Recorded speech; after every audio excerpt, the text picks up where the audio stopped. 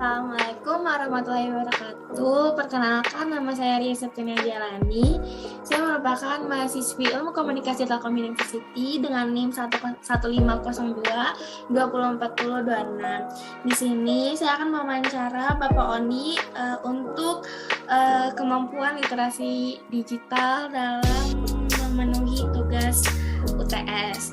Oke, di sini Bapak Oni silakan memperkenalkan diri terlebih dahulu.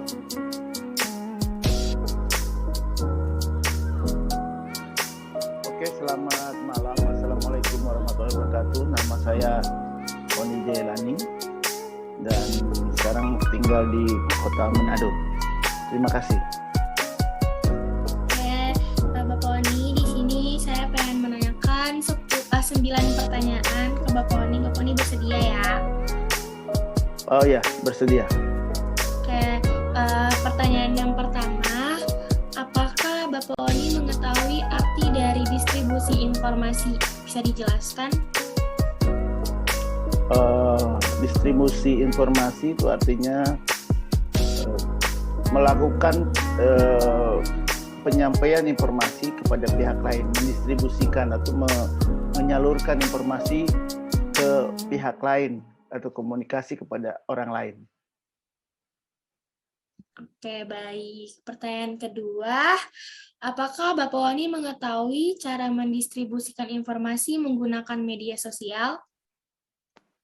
Ya, dan saya sering melakukan transportasi ataupun distribusi informasi lewat beberapa media atau aplikasi, diantaranya lewat Facebook, WhatsApp, atau lewat Instagram dan sebagainya. Itu merupakan bentuk dari mentransportasikan atau mendistribusikan informasi kepada pihak lain atau orang lain. Oke, baik. Pertanyaan ketiga, apakah Bapak Oni mengetahui cara mendistribusikan informasi menggunakan aplikasi percakapan? Ya, tahu. Boleh dijelaskan, Bapak? Misalnya kalau untuk Facebook, kita membuat status ataupun memberikan informasi baik lewat tulisan atau ya istilahnya status ataupun berupa gambar, ataupun di WhatsApp sama bisa lewat tulisan atau maupun mengirim gambar pada orang lain. Oke, baik. Pertanyaan keempat, apakah Bapak Oni mengetahui cara mendistribusikan informasi berupa gambar di aplikasi percakapan? Ya, tahu. Jadi kita kirim gambarnya, lalu di copy, langsung dikirim ke gambar itu, kemudian dikirim ke aplikasi yang kita gunakan, misalnya WhatsApp ataupun Facebook dengan cara membagikannya. Oke, baik. Pertanyaan selanjutnya, apakah Bapak Oni mengerti mengenai etika dalam mendistribusikan informasi?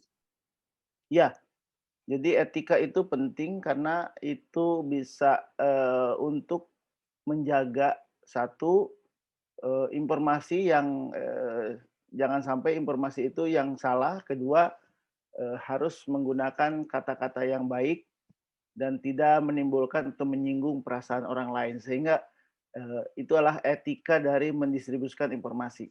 Sebelum itu karena akan membuat sesuatu itu menjadi baik bila mana cara penyampaiannya atau distribusinya baik.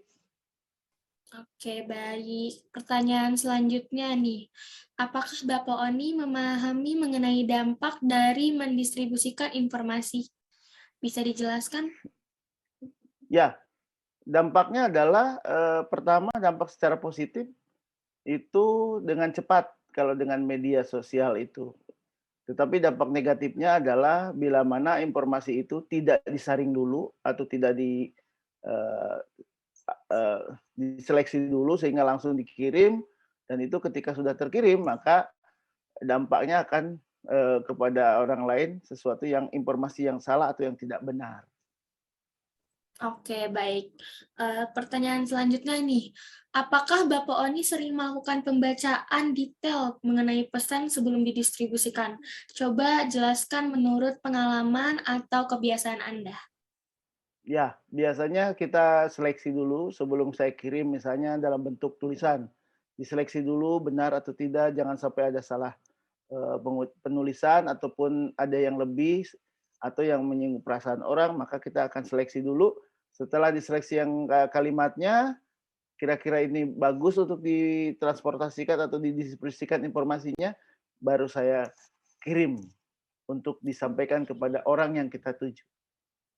Oke, baik. Nih, pertanyaan terakhir nih Bapak Oni.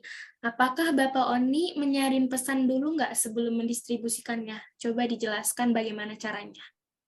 Oke, cara untuk menyaringnya adalah yang pertama, sebelum membuat atau mengetik langsung di, media sosial atau kita tulis dulu dalam bentuk di kertas, dikonsep dulu kalimat itu, jangan sampai nanti salah.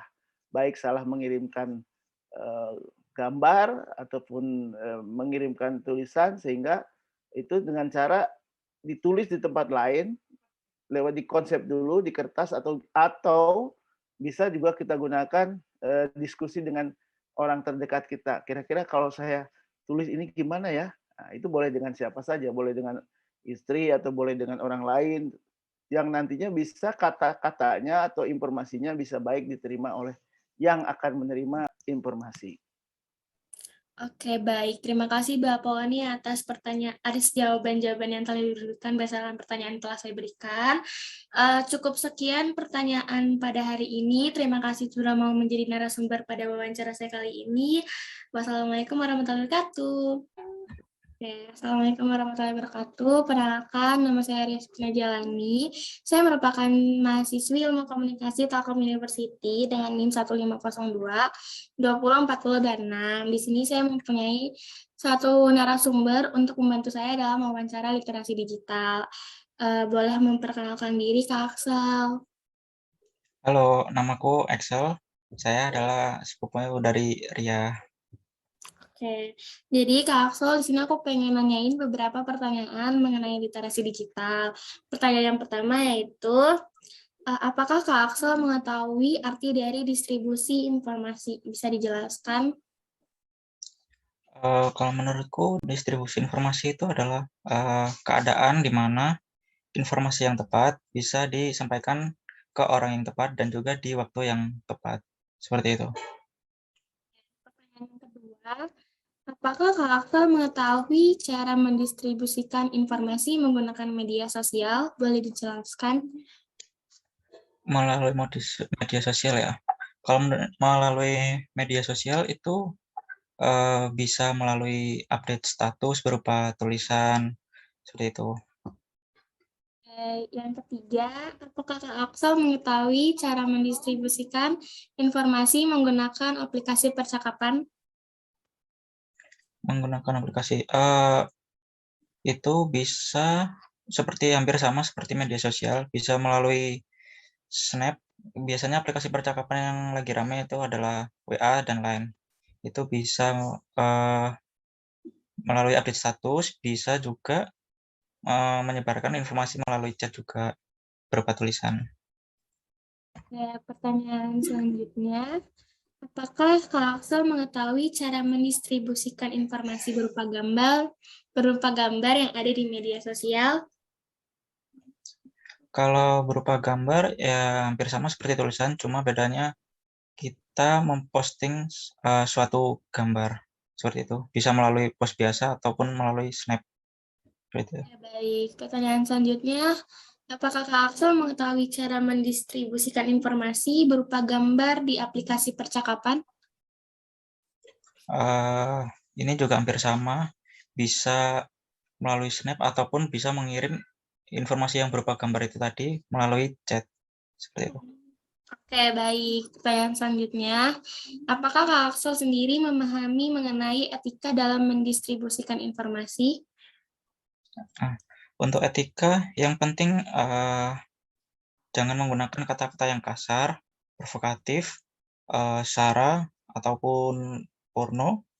Lalu jangan memposting artikel atau status yang bohong atau hoax.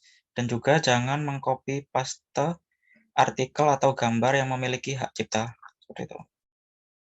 Baik, pertanyaan selanjutnya, apakah Kak Aksel memahami mengenai dampak yang akan terjadi dalam mendistribusikan informasi?